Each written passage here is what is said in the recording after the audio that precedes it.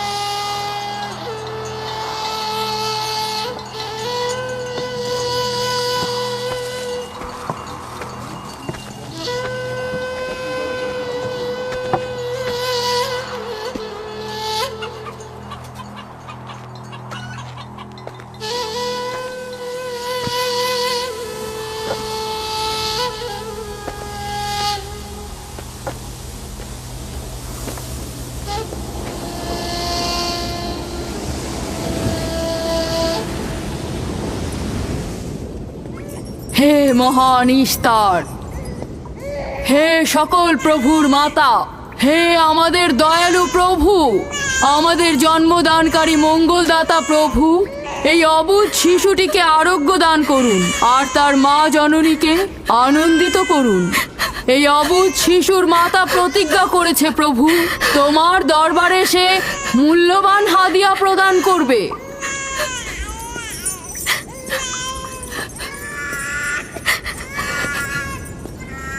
আমি মহান ইস্তারের কাছে প্রার্থনা করেছি যেন তিনি তোমার সন্তানকে জীবিত রাখেন। তুমি এখন তোমার সন্তানকে নিয়ে যেতে পারো। তুমি তোমার সন্তানকে ঠিক সেভাবে মানুষ করবে যেন সে বড় হয়ে নিজেকে ইস্তারের সেবায় বিলিয়ে দিতে পারে। আপনিও মহান ইস্তারের কাছে আমি অনেক কৃতজ্ঞ। মহান ইস্তারের ওপর রহমত বর্ষিত হোক। আপনার ওই ইস্তারের মেহেরবানিতে আমার মৃত সন্তান জীবিত অবস্থায় ফিরে এসেছে। ইস্তার মহান, তার ওপর রহমত বর্ষিত হোক। ইস্তার মহান, তার ওপর রহমত বর্ষিত হোক। মহান ইস্তার, তার ওপর রহমত বর্ষিত হোক। ইস্তার মহান, ইস্তার মহান, তার ওপর রহমত বর্ষিত। এই বাচ্চাটির মতো আমাদের সন্তানও নিশ্চয়ই সেরে উঠবে, তাই না? ইস্তার খোদা দয়ালু ও শক্তিশালী, তিনি নিশ্চয়ই আমাদের বাচ্চাকে সাফা দেবেন। হ্যাঁ, আমারও তাই মনে হয়। চলো যাই। তোমাদের এ কি হলো? তোমরা তো নিজেরাই ফেরেশতার সেজদা পেয়েছো, আর এখন কিনা নিজেরাই নিজেদের সেজদা করছো। এই পৃথিবীর সৃষ্টির সকল কিছুই ইনসানকে তাসলিম করে, আর তোমরা কিনা প্রাণহীন নির্জীব পাথরকে তাসলিম করছো। এই শোনো, খবরদার বলছি, তুমি এসব বেহুদা কথাবার্তা বলে আমাদের খোদাকে অপমানিত করবে না। আমি এই কথাগুলো নিজে থেকে বলছি না, আমি খোদা কর্তৃক প্রেরিত কথাগুলো এই কিতাব থেকে বলছি। এটি হচ্ছে আসমানি সহি কিতাব, যা আমার দাদা ইব্রাহিম নবীর উপর নাজিল হয়েছিল। আমি তার দিনের অনুসারী এবং এই কিতাবের প্রচলন ও দাওয়াত প্রদানকারী। নিজে থেকে কিছু বলছি না। ওই আসমানি কিতাবে কি লেখা আছে আমাদের খোদাদেরকে অপমানিত করতে হবে? আমি অপমান করছি না, শুধু প্রশ্ন করছি। যদি জেনে থাকো তাহলে উত্তর দাও, আর যদি না জেনে থাকো তাহলে স্বীকার করো। তোমাদের জিজ্ঞাসা করছি, ওই মন্দিরে রাখা ইস্তারের মূর্তিগুলো কি তোমাদের প্রভু, নাকি তোমাদের তৈরি বস্তু? ইস্তার তোমাদের উপর প্রভাব বিস্তার করে নাকি তোমরা ইস্তারের উপর? ইস্তার তোমাদেরকে শাসন করে নাকি তোমরা ইস্তারকে? পাথরের তৈরি ইস্তার যদি দুর্বল ও অক্ষম হয়ে থাকে, তবে কি করে আমাদের বাচ্চাদেরকে সাফা দেয়? সত্যি কথা, আমরাও দেখেছি। হ্যাঁ, তার হাকিকাত আছে। ইস্তার তার সন্তানকে সাফা দিয়েছে, আমি দেখেছি। ওই প্রজ্ঞাবান যিনি তোমাদের আহাজারি শুনেছেন, তিনি তোমাদেরকে সাফা প্রদান করেছেন, না ইস্তার। যদিও তোমরা খোদা ছাড়া প্রার্থনা করেছ আর তিনি ছাড়া তোমরা সাহায্য চেয়েছ, কিন্তু তিনি সকল কিছু সম্বন্ধে অবগত আছেন, তাই তোমাদের আহাজারিতে তার রহমত বর্ষিত হয়েছে, তোমাদেরকে সে সাহায্য করেছেন। সাধারণ দৃষ্টিতে তোমরা ইস্তারকে দেখেছ, অন্তর্দৃষ্টিতে দেখনি, তাই মূল সাফা প্রদানকারীকে চিনতে পারোনি। ইয়াকুবের কথার মূল অর্থটা আমি এখন বুঝতে পারছি। সে চাইছে যে আমরা আমাদের খোদাদেরকে বাদ দিয়ে তার খোদার ইবাদত করি। আমরা আমাদের খোদার অনেক কল্যাণকর কাজ দেখেছি, তোমার খোদার কি দেখছি? আমি তোমাদেরকে সকলের চাইতে ঊর্ধ্বে অবস্থিত খোদার দিকে আহ্বান করছি। তিনি সৃষ্টি সকল কিছুর চাইতে ঊর্ধ্বে। তাই নাকি? কি করে বুঝবো তোমার খোদা অন্যান্য সকল খোদার চাইতে ঊর্ধ্বে? তুমি আর তোমার খোদা ও ইস্তারের মন্দিরের ধর্মযাজকের মতো স্বর্ণরৌপ্য লুটে নিতে চাইছো না, তা কি করে বিশ্বাস করব? আমার বাস্তব অবস্থা হচ্ছে আমি গভর্নর লাবানের নিয়োজিত রাখাল। আমার কোনো কিছুই নেই, আর কোনো কিছুর জন্য আমি কারো কাছে প্রতিদানও চাইনি। তোমরা কি আমাকে আমার কাজ অন্বেষণ আর রাখালি করা ছাড়া আর কিছু করতে দেখেছো? দেখেনি জন্য কি এখন আমাদের দেখতে হবে? তুমি হয়তো সুযোগের অভাবে ভালো আছো, নয়তো তুমিও কোনো অংশে কম যেতে না। তোমরা সবাই একই রকম। ধর্মকে তোমরা মুখোশ বানিয়ে নিজেদের আখের গুছিয়ে নাও, সহজ সরল মানুষদের ঠকিয়ে তাদের সম্পদের রাজা হও। তোমার কষ্ট বুঝতে পারছি। তোমার সন্তান মৃত্যুর কোলে ঢলে পড়েছে, অথচ কেউ তাকে সাহায্য করতে এগিয়ে আসেনি। না ইস্তার জাদুকর, না ওই মন্দিরের খোদা ইস্তার। তাই সকল খোদাকে দোষারোপ করার অধিকার হয়তো তোমার আছে।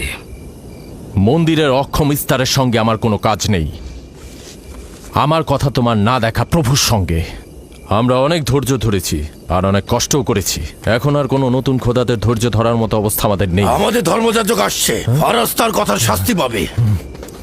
পালাও ফারিস, তুমি পালাও। ওইদিকে পালিয়েছে। ওইদিকে যাও, ওকে বন্দি করে নিয়ে এসো। দেখো যেন পালিয়ে না যায়। ওকে ছেড়ে দিন, যে ওকে করে মাফ হোক ওকে দিন। ধরে নিয়ে ফিরবে। ওকে ছেড়ে দিন, ওকে মাফ করে দিন।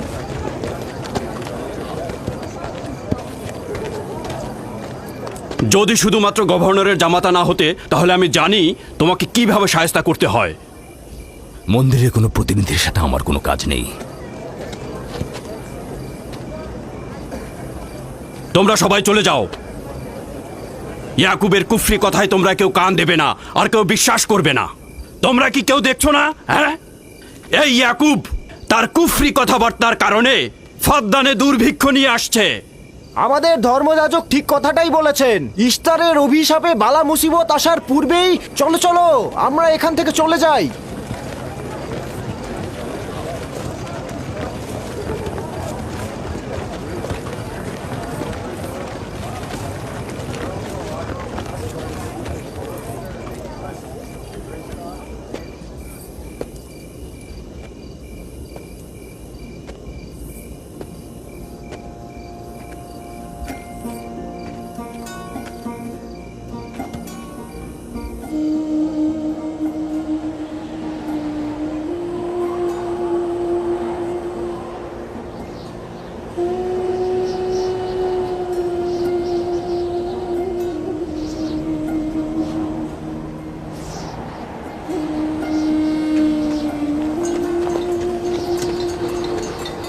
যদি খুব শীঘ্রই বৃষ্টিপাত না হয়, তাহলে ফাদ্দানবাসীর সকল ফসল নষ্ট হয়ে যাবে।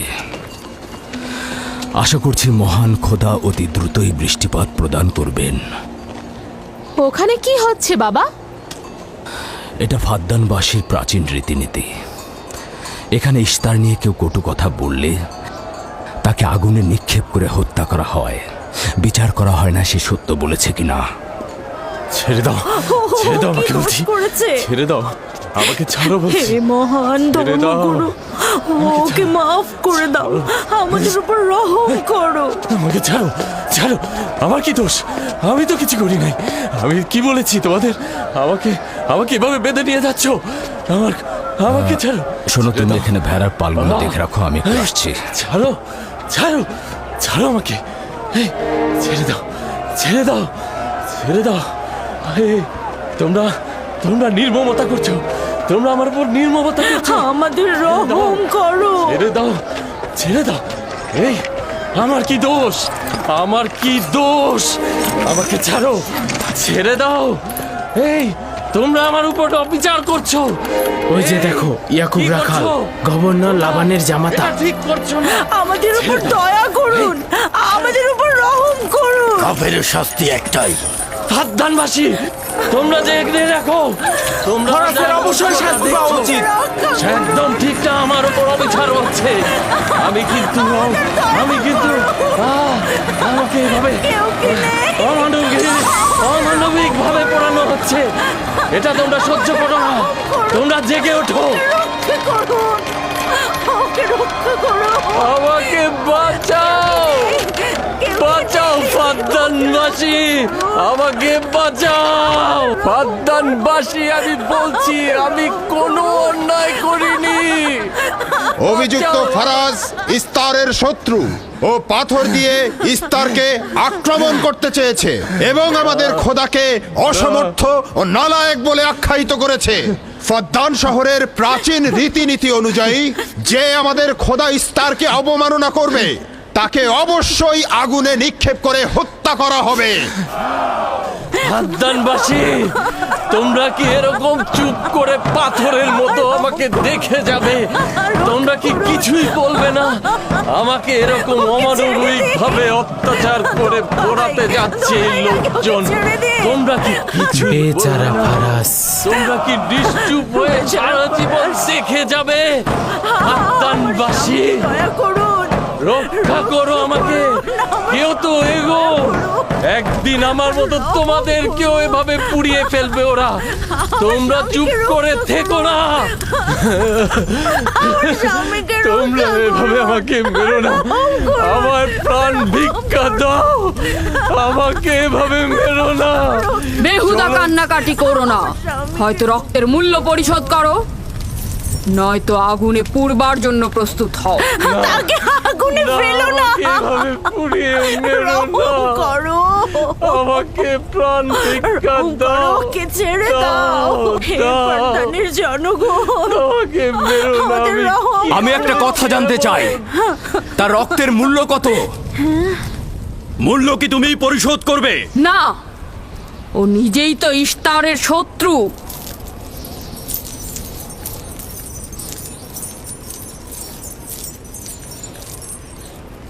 তুমি নিজেই তো ইস্তারের শত্রু, প্রথমে তোমার নিজের রক্তের মূল্য পরিশোধ করো। তাহলে আমাকে বন্দি করছো না কেন? বন্দি করো। অগ্নিপিণ্ডের মধ্যে নিক্ষিপ্ত হওয়া তো আমাদের বংশের প্রাচীন ঐতিহ্য। আমার দাদা ইব্রাহিম, উনিও তো একবার নমরুদের আদেশে অগ্নিপিণ্ডের মধ্যে নিক্ষিপ্ত হয়েছিলেন। এখন পর্যন্ত তুমি যে গ্রেপ্তার হওনি তার কারণ তুমি হচ্ছ গভর্নরের ভাগিনা। তার অর্থ দাঁড়াচ্ছে এই যে আমার মামা গভর্নর লাবান ইস্তারে খোদাকে অবমাননা করতে পারে কোনো শাস্তি ছাড়াই। ওকে গ্রেপ্তার করো আর ওর দাদার মতো ওকেও আগুনে নিক্ষেপ করো।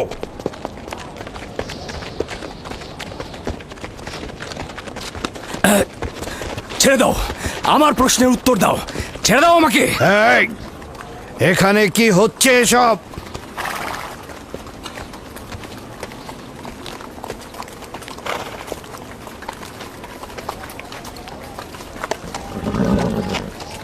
ওকে ছেড়ে দাও আর অভিযুক্তকারীকেও মুক্ত করো। ফারাসের অবশ্যই শাস্তি পাওয়া উচিত। যখন ইয়াকুব জীবনের মূল্য পরিশোধ করতে চায় তখন তোমাদের কোনো অধিকার নেই ওকে শাস্তি দেবার।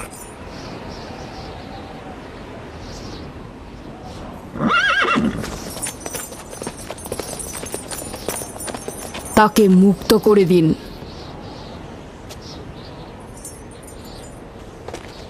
ইয়াকুব, তুমি অবশ্যই ফারাসের জীবনের মূল্য স্বরূপ 500 দিনার পরিশোধ করবে।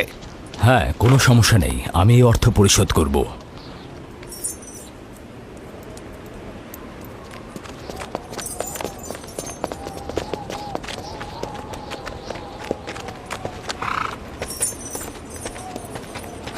খোদা তাআলা আমার দয়ালু মামাকে হেফাজত করুক। ইয়াকুব, আমি তোমাকে কতক্ষণ এরকম বিপদ থেকে বাঁচাতে চোখে চোখে রাখবো?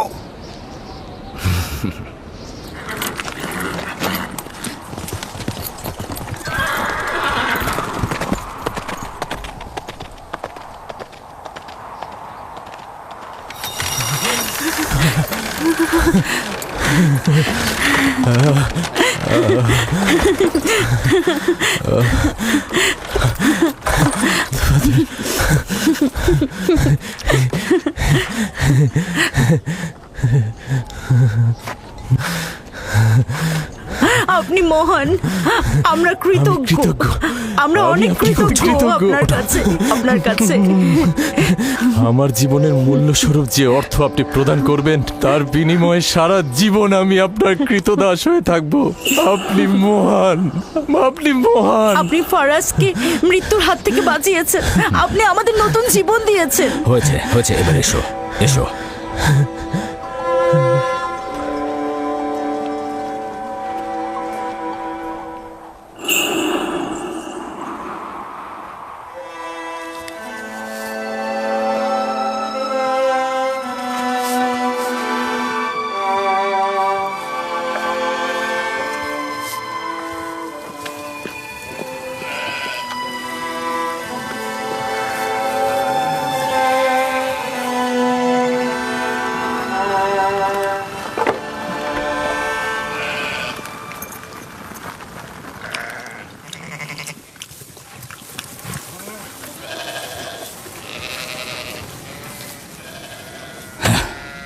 লোকটি আসলেই খুব ভালো, আসার পর থেকে শুধু কাজই করে যাচ্ছে। বছরের পর বছর ইস্তার, ফাদ্দান ও ব্যাবলের লোকজনকে অন্যায়ভাবে কোরবানি দিয়ে আসছে। আজ তোমার পিতার জন্য আমি ও ফারাজ বেঁচে গেছি। আপনি ওর জীবন বাঁচিয়েছেন বলেই ও ইস্তার পূজা ছেড়ে এক খোদার ইবাদতে মশগুল হয়েছে। হ্যাঁ, তা হয়েছে রাহেলা। আসলে যখন সে মৃত্যুর হাত থেকে রক্ষা পেয়েছে তখনই এক খোদায় বিশ্বাস এনেছে। আমাদের মুসাফির কখন পৌঁছবে? খুব শীঘ্রই হে খোদার নবী, বেশি দিন বাকি নেই। বছরের পর বছর তোমার সন্তানের প্রতীক্ষায় রয়েছি। যদি খোদা চায় তো খুব শীঘ্রই এই প্রতীক্ষার অবসান ঘটবে।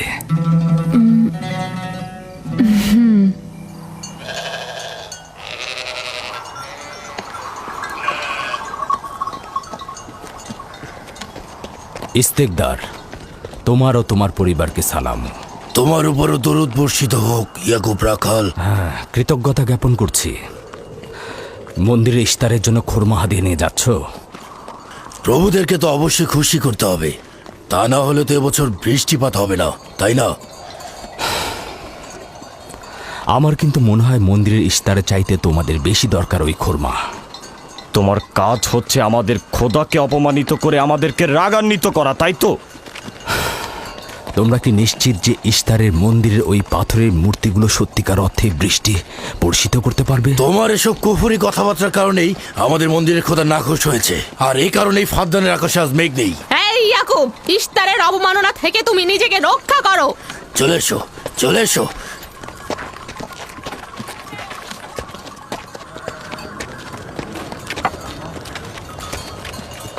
এটা তোমাদের কেমন বিবেচনা? তোমরা শক্তিশালী ও দয়ালু এক খোদাকে রেখে নির্জীব পাথরের উপাসনা করছো।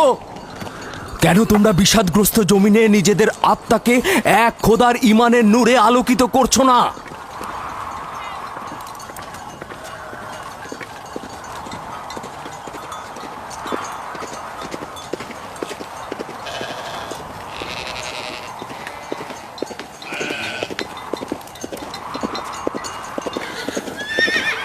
হে মহান ইস্তার ইলাহি, তোমার ফলপ্রসূ এই মন্দিরখানা তোমার শত্রুদের রক্ত দ্বারা পবিত্র করব।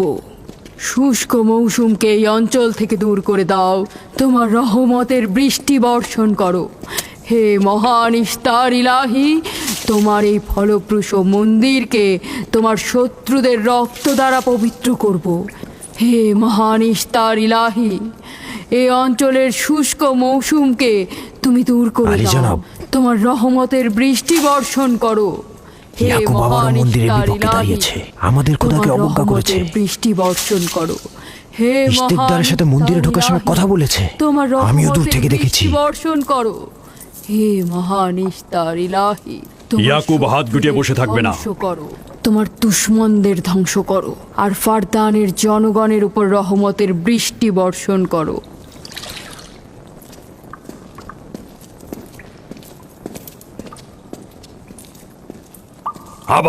ইয়াকুব শুরু করেছে।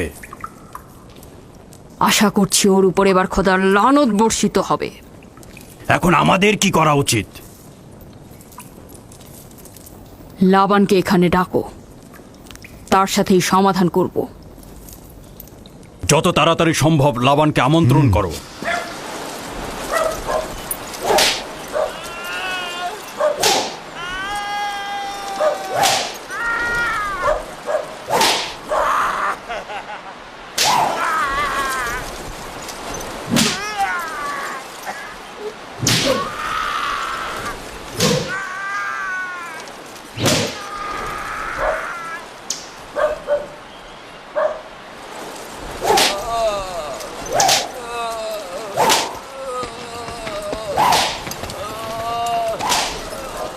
জনাবে আলী, ইস্তার মন্দিরের মহান ধর্মগুরু আপনাকে সাক্ষাতের জন্য আমন্ত্রণ জানিয়েছেন। গুরুত্বপূর্ণ কিছু? হ্যাঁ জনাবে আলী। এই, এবার বন্ধ করো।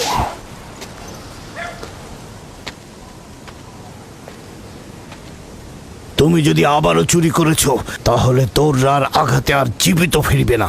আমি কথা দিচ্ছি এমন ভুল আর কখনো হবে না। ছেড়ে দাও একে। এসো।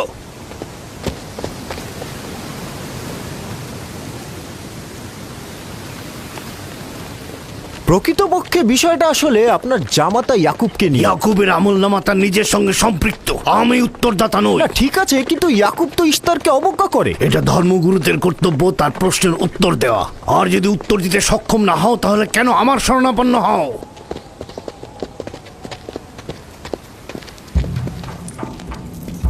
খোদার চাইতেও বড় খোদা মহান ইস্তার রাগান্বিত হয়েছেন। আমি দুর্ভিক্ষ দেখতে পাচ্ছি, যা ফারদানের জনগণের জন্য শুষ্ক মৌসুম আর মৃত্যুর কারণ হতে যাচ্ছে। জনাবে আলী, আমি তার আপনি একটু মধ্যে অপেক্ষা করুন, আমি শোকার্ত ধর্মগুরুকে অবস্থা খবর দেখতে দিচ্ছি। পাচ্ছি। মহান ইস্তারকে সে রাগান্বিত করেছে। এ অপমান ইস্তার সহ্য করতে পারছেন না।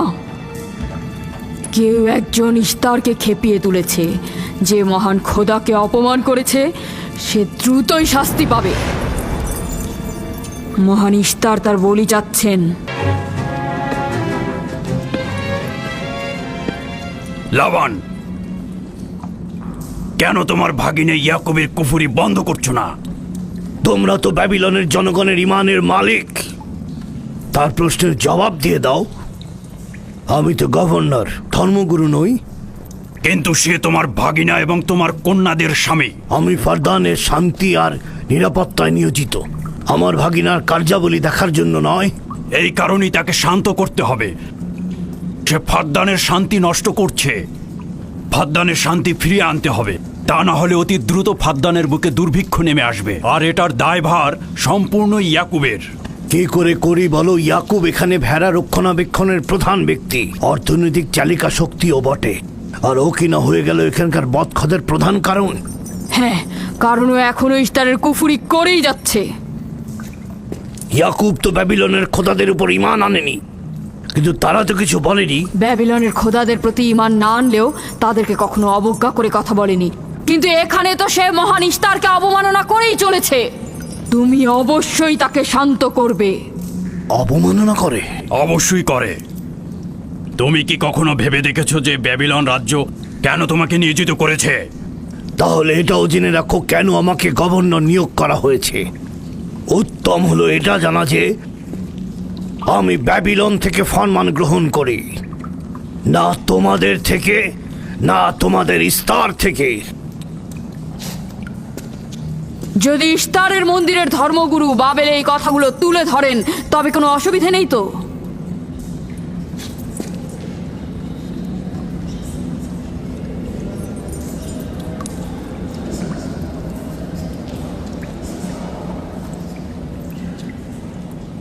ঠিক আছে, আমি ইয়াকুবের সঙ্গে কথা বলছি। ইয়াকুবকে বলে দেবেন, আর কখনো যদি আমার পরিবারের সাথে ইস্তার নিয়ে কোনো কটু কথা বলে তাহলে তাকে আগুনে নিক্ষেপ করা হবে। কুকুরের ছানা তার বাবা মার কাছে ঘেউ ঘেউ শেখার আগে নেকড়ের কাছে ছিন্ন ভিন্ন হয়ে যায়। তোমার নিজের জবানের হেফাজত করো। এবারের মতো ক্ষমা করে দিচ্ছি, পরের বার কিন্তু করব না।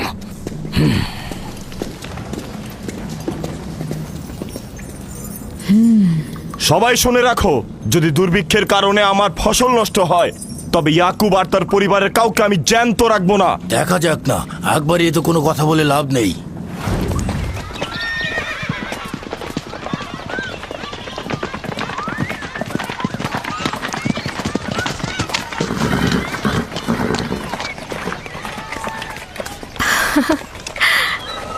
আব্বাজান এসেছেন।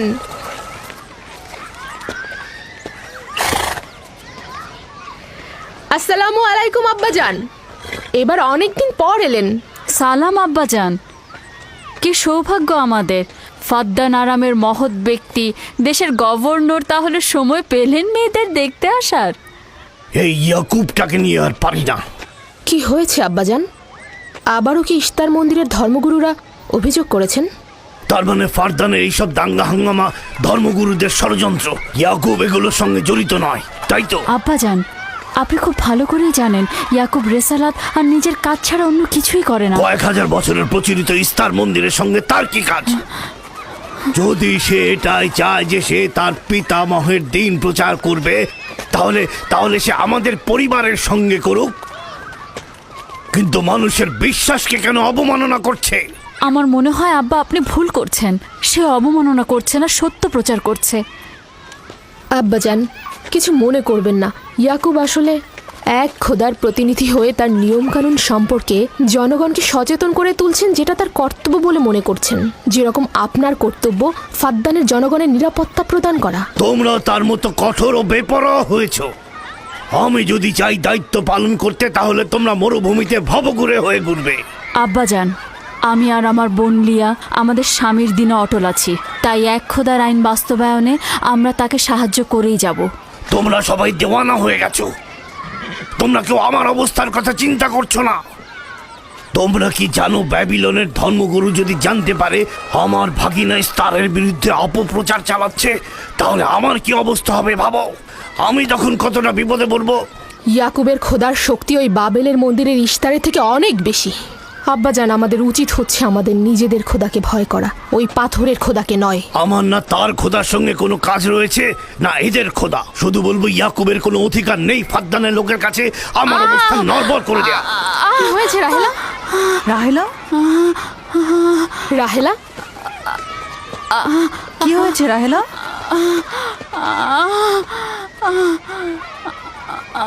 রাহেলা, রাহেলা, কি হলো তোমার?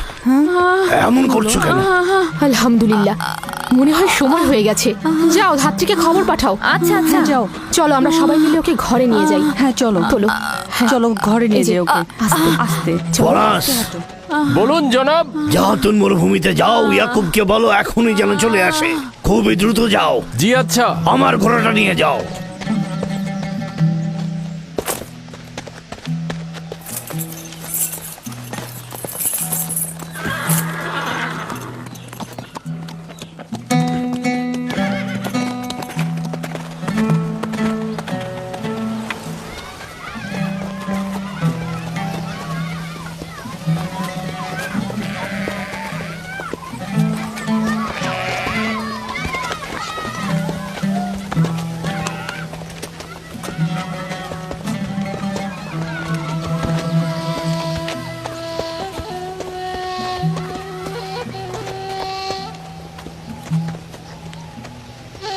রাখালেরা চতুষ্পদী প্রাণীগুলোকে হেদায়েত করে, আর নবুয়াত ইনসানদের হেদায়েত করে থাকে। সম্ভবত এ কারণেই অধিকাংশ নবী রাখাল ছিলেন। আমি ইসরায়েল ভেড়াগুলোর সঙ্গে আমার সন্তানদেরও মরুভূমিতে নিয়ে এসেছি, যাতে তারা হেদায়েত গ্রহণ শিখতে পারে। আমার সন্তান বনি ইসরায়েলেরা কেন ক্ষমতা ও পেশি শক্তিকে মূল দণ্ড হিসেবে মনে করছে? আমি তো তাদেরকে পেশি শক্তি বা জোর করে চাপিয়ে দেওয়া কোনো কিছু শিক্ষা দেইনি। তোমরা কি শুরু করলে? তোমরা কি শুরু করলে? ওঠো, ওঠো, শামুন, ওঠো। আমার উত্তরাধিকারী ও পরিবারের প্রধান সেই হবে যে খোদাকে সবচাইতে বেশি ভালোবাসবে। ইব্রাহিম ও ইসহাক ছিলেন সর্বোৎকৃষ্ট। তার মানে এই নয় যে তারা অধিক শক্তিশালী ছিলেন। শক্তি দিয়ে সবকিছু জয় করা যায় না।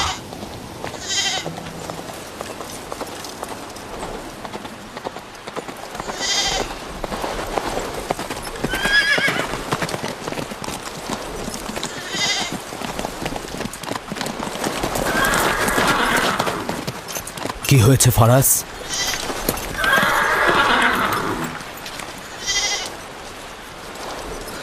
তোমরা ভেড়াগুলোকে নিয়ে আসো।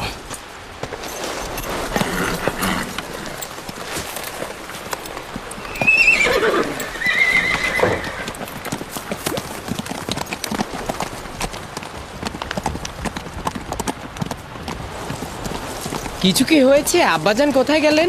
কিছুই না, ভেড়াগুলোকে একত্রিত করো, আমরা ফিরে যাব।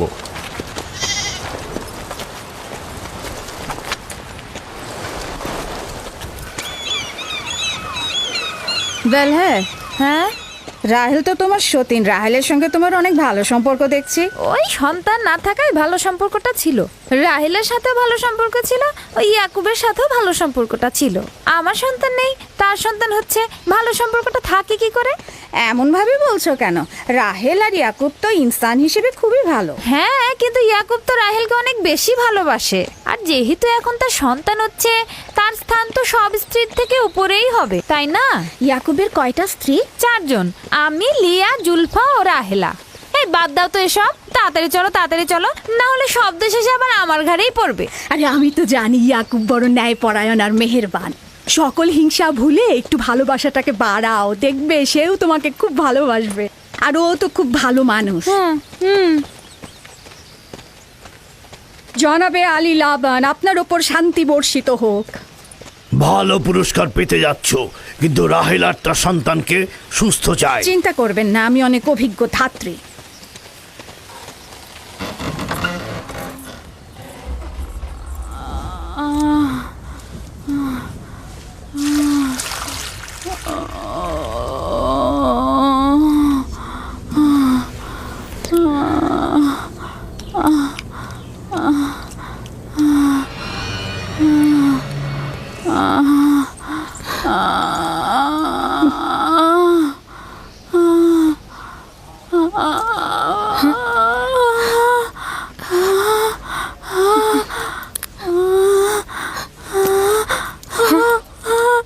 চিন্তা করো না, সব ঠিক হয়ে যাবে, খোদা মহান।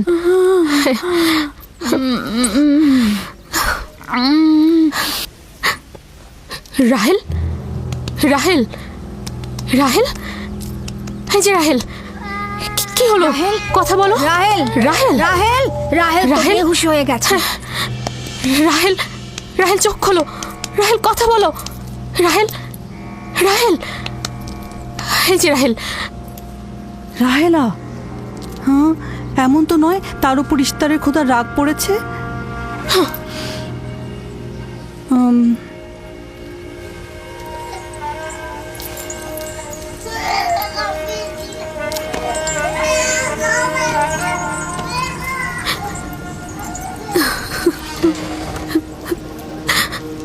ওকে রাখো।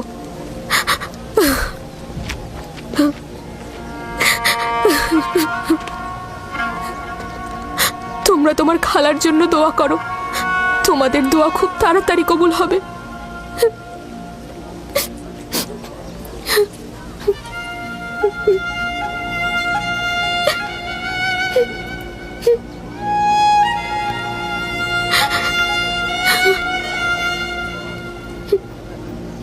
তোমরা কাজ করছো না কেন?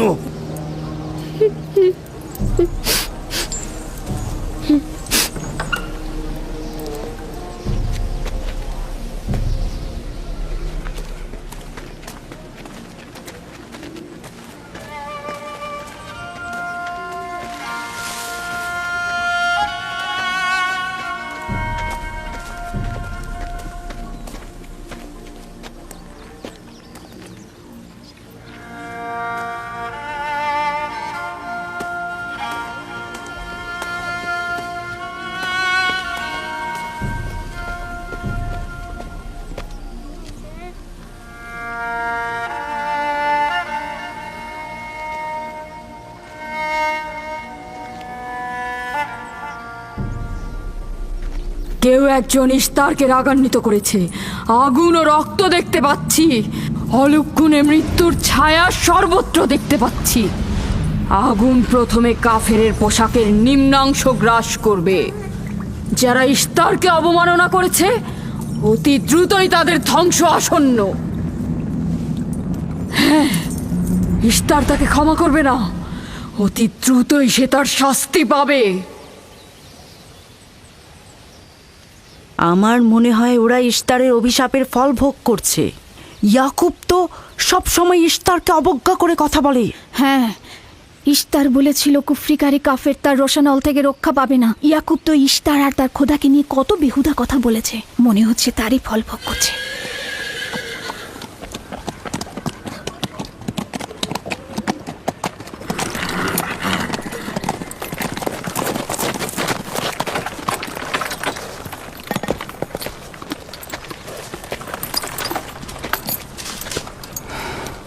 রাহেলের অবস্থা কেমন?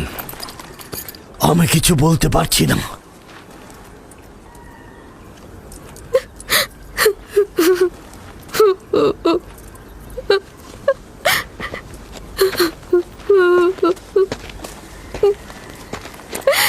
কিছু একটা করুন, রাহেলের অবস্থা খুবই খারাপ। শান্ত হও, খোদার উপর ভরসা রাখো, তিনি যেমন চাইবেন তেমনই হবে, ভরসা রাখো। মানুষজন সব বলা বলি করছে, ইস্তারের অভিশাপে আমরা এই বিপদে পড়েছি।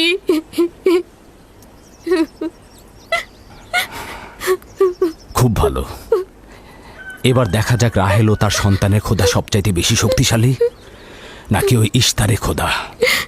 খোদা রহম করো।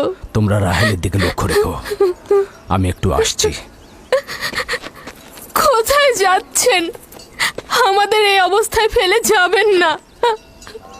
শান্ত থাকো, আমার একাকিত্বের প্রয়োজন। তুমি খোদার সঙ্গে যা করার করো, আমি হাত পা গুটিয়ে বসে থাকতে পারবো না। আমি অবশ্যই হেকিমি চিকিৎসার ব্যবস্থা করব। আমি চিকিৎসকের নিকটে যাচ্ছি,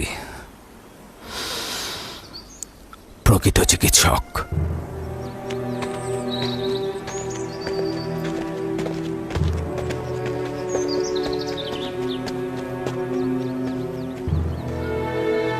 সে যেমন ফাদ্দানের লোকেদের বিপদের কারণ হয়েছে, তদ্রুপ আমার কন্যাদেরও বিপদের কারণ হয়েছে।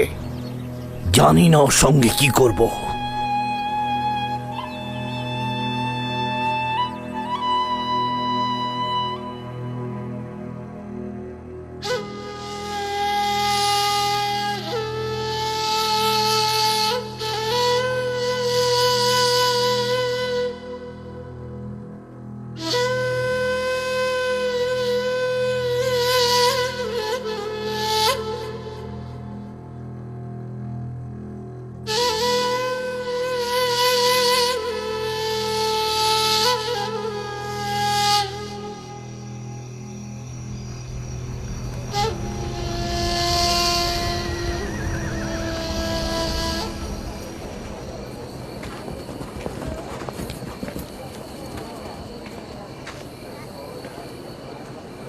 কেন যে ইস্তার মাতাকে ডেকে আনছে না, সে তো সবচেয়ে বড় ধাত্রী। হ্যাঁ, তারা বলছি। জনাব লাবান, ইস্তারের কাছে লোক পাঠান। ধাত্রী হিসেবে সে কিন্তু সবচাইতে ভালো।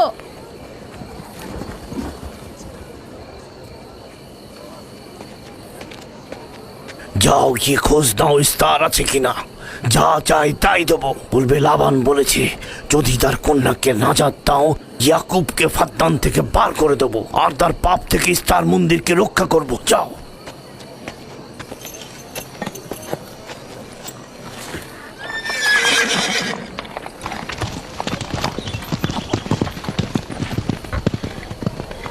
ইয়াকুব ইস্তারের খোদাকে অপমান করেছে। ইস্তারকে অপমাননা করার শাস্তি এইরকমই হয়। তোমাদের চেঁচামেচি বন্ধ করো।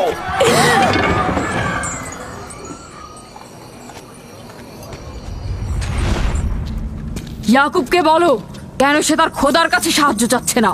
আমি যদি তার জায়গায় থাকতাম তবে অবশ্যই এ সময় আমার খোদাকে ভুলে যেতাম না। আমাকে পাঠিয়েছেন জনাব লাবান। তিনি কথা দিয়েছেন তার কন্যাকে যদি নাজাত দিতে পারেন, ইয়াকুবকে ফাদ্দান থেকে বের করে দেওয়া হবে।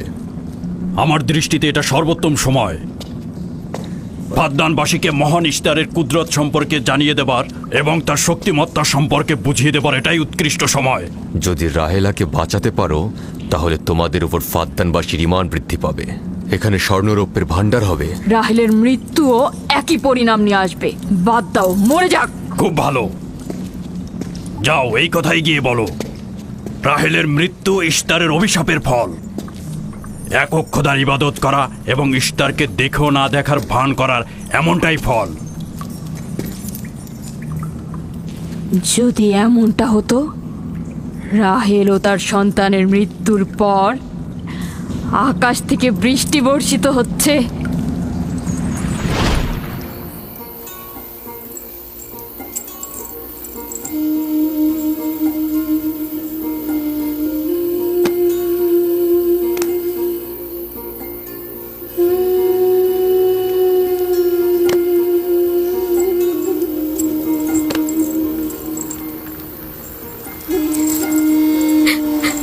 রাহেল, রাহেলা, রাহেলা, তুমি শুনতে পাচ্ছ? এই যে, রাহেল, কি করছো এসব? আরে ধোঁয়া দিয়ে জ্ঞান ফেরাতে হবে, তাহলে মা বাচ্চা মারা পড়বে। এই ধোঁয়া তাকে মেরে ফেলবে, সুস্থ করবে না।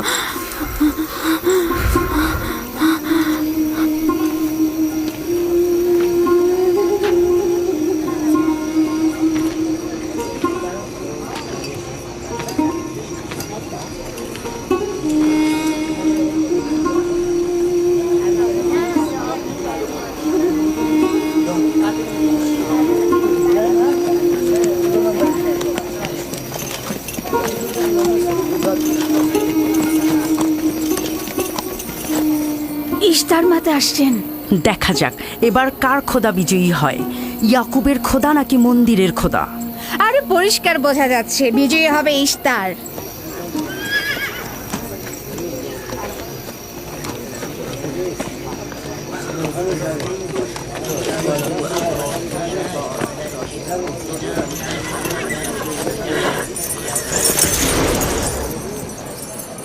লাবান, আমার কথায় কষ্ট পেয়েছো তাই না? আর ইয়াকুব যে বলল তার খোদা সর্বশক্তিমান, অধিক দয়ালু, তবে তার খোদা কেন এসে তাকে সাহায্য করছে না? রাহেলের জীবন এখন তোমার হাতে, তুমি তাকে সাহায্য করো। আমি কখনোই ভাবিনি যে ইয়াকুব এত দ্রুতই মহান ইশতারের শরণাপন্ন হবে। কত অবাক করা বেহুদা ও কাল্পনিক মিথ্যা আর বাতিল চিন্তার মধ্যে মগ্ন আছো। এই বাতিল চিন্তার সত্যতা একটু পরেই তুমি উপলব্ধি করবে, যখন তোমার স্ত্রী সন্তান মৃত্যুর মুখে পতিত হবে। জীবন ও মৃত্যু সম্পূর্ণ খোদার হাতে, না ইশতারের পাথরের মূর্তির হাতে। আমি ইস্তারকে এখানে আসতে বলেছি। রাহেলের অবস্থা খুবই খারাপ। রাহেলের নিজের খোদা ব্যতীত আর কারো খোদার প্রয়োজন নেই। তুমি বের হয়ে যাও, বের হও। ইয়াকুব, আমি এখানে দাঁড়িয়ে আছি। দাঁড়িয়ে আছো কেন? বের হয়ে যাও। তোমার স্ত্রী সন্তান ধ্বংস হবে। মহান ইশতারের ক্রোধে তোমাদের ধ্বংস অনিবার্য। আমার সহধর্মিনী তোমার দয়ায় আসেনি যে তোমার বদ দয়ায় ধ্বংস হয়ে যাবে। তুমি বের হয়ে যাও। ফারদানের জনগণ, এই লোক নিজের জন্য কোনো রহম নিয়ে আসেনি এবং সে তোমাদেরও কোনো রহম দিতে পারবে না। সে তোমাদের জন্য যেমন দুর্ভিক্ষ নিয়ে আসছে, তেমনি তার স্ত্রী পুত্রের জন্য মৃত্যু ডেকে নিয়ে আসছে। অতি দ্রুতই তোমরা ইশতারের কুদরত দেখতে পাবে। তোমার কারণে আমার কন্যার জীবন যদি বিপন্ন হয়,